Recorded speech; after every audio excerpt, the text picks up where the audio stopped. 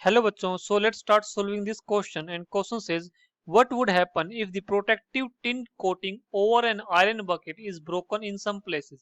देखो क्वेश्चन ये बोल रहा है कि क्या होगा अगर जो टिन की कोटिंग है आयरन बकेट के ऊपर अगर वो कुछ हिस्से से टूट जाए तो उस टाइम पे क्या होगा। देखो यहाँ पर हमको क्या करना है कि इस क्वेश्चन के अंदर जो ये क्वेश्चन है ये हमारा इलेक्ट्रोकेमिस्ट्री में कोरोजन से रिलेटेड है, ठीक है। सो चलिए इस क्वेश्चन को सोल्व करते हैं। सो की concept in this question will be key concept in this question will be reactivity। Reactivity, ठीक है, ये इलेक्ट्रोकेमिस्ट्री में रिएक्टिविटी से रिलेटेड है, ठीक है। जनरली अब देखो इसमें क्या होगा कि हमारे पास लेट से हमारे पास ये एक आयरन की रोड है, ये आयरन की एक रोड है। अब इसके ऊपर क्या क्या कर रखा है, लेट से हमने क्या कर दिया, इसके ऊपर एक कोटिंग कर दी, किसकी, आयरन की ही कोटिंग, उसकी आयरन की नहीं, हमने कोटिंग कर दी इसकी, किसकी, टिन की। तो ये हमने कर दी कोटिंग, ठीक है।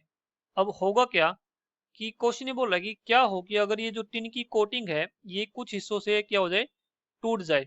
तो अब देखो हमको पता है कि जो आयरन है वो, और जो टिन है, tin is less electropositive than iron. तो यहां से मैं लिख सकता हूं tin is less electropositive than iron, ठीक है। आयरन से लेस इलेक्ट्रोपॉजिटिव है, इसका मतलब कि आसानी से ऑक्सीडाइज नहीं होगा टिन, ठीक है, आसानी से ऑक्सीडाइज नहीं होगा, इसका मतलब कि क्या करेगा ये। तो यहाँ पर मैं बोल सकता हूँ कि जो टिन है ये आयरन को बचा के रखेगा किसी कोरोजन से, क्योंकि जब जब तक ये कवरिंग पर है तब तक जो आयरन वाला ये वाला पार्ट है ये एटमोस्फेयर के कांटेक्ट में नहीं आएगा, और जब ये एटमोस्फेयर के कांटेक्ट में नहीं आएगा तो इस आयरन की ऑक्सीडेशन नहीं होगी, ठीक है। और होगा क्या जब ये इस यहाँ से ब्रोकन हो जाएगा, मतलब कि जब टिन की कोटिंग क्या हो जाएगी, ब्रोक हो जाएगी। तो यहाँ से मैं लिखता हूँ टिन कोटिंग ब्रोकन। अब यहाँ से क्या होगा कि जब टिन की कोटिंग है वो क्या होगी, टूट गई। जैसे टिन की कोटिंग टूटती है तो यहाँ से हमारे पास क्या होगा, जो आयरन होगा, अब ये जो आयरन की पाइप है, ये आयरन की पाइप क्या होगी, ये हो गई एटमोस्फेयर के कांटेक्ट में। एटमोस्फेयर के कांटेक्ट में होते ही क्या होगा कि जो ये आयरन है ये किस में कन्वर्ट हो जाएगा, यहाँ पर हमारा जो आयरन है, आयरन की ऑक्सीडेशन हो जाएगी और वो किस में कन्वर्ट हो जाएगा, Fe2 पॉजिटिव में कन्वर्ट हो जाएगा।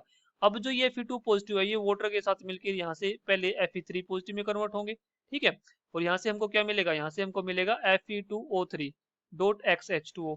तो ये जो मिलेगा ना, ये ही इसी को बोला जाता है आयरन ऑक्साइड, जो कि हमारा क्या कहलाता है, रस्ट कहलाता है। क्या कहलाता है, रस्ट कहलाता है, ठीक है। तो इन शॉर्ट में बोल सकता हूं कि जैसे ही प्रोटेक्टिव कोटिंग होती है जो टिन की, अगर वो आयरन से टूट जाएगी तो जो आयरन का ऑक्सीडेशन हो जाएगा जिसकी वजह से आयरन के अंदर क्या हो जाएगा, जंग लग जाएगा, ठीक है।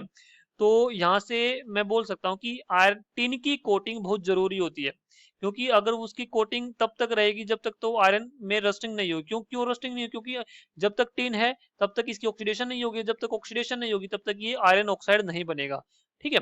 So in this way we can say that जो टिन होगा वो आयरन को कोरोजन से क्या करके रखता है, प्रोटेक्ट करके रखता है। So I hope you understood very well. Thank you, best of luck.